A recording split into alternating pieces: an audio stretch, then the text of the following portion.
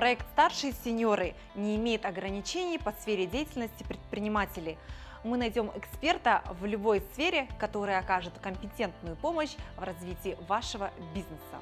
Знакомьтесь, учебный центр IQ Group из города Атрау осуществляет свою деятельность в области дополнительного профессионально-технического образования с 2015 года. В рамках проекта «Старшие сеньоры» компании требовался эксперт в области образовательных технологий. Учебный центр IQ Group оказывает услуги дополнительного образования в городе Атрау. Поэтому для этой компании очень важно быть конкурентоспособным, обладать актуальными знаниями в обучении, а также всегда развиваться и совершенствоваться самим. Были проведены ряд практических семинаров, мастер-классов, а также тренингов как для руководителей компаний, так и для педагогического состава.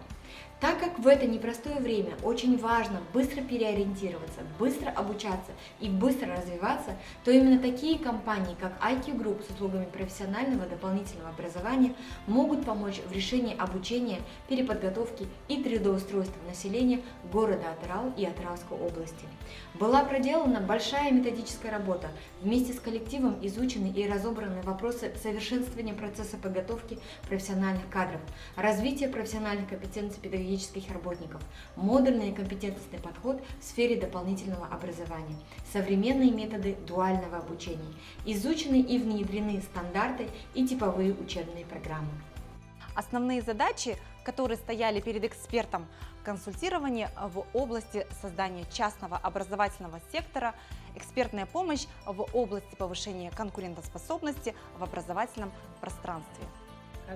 Сегодня краткосрочное обучение – это требование времени, и мы нашли решение проблем.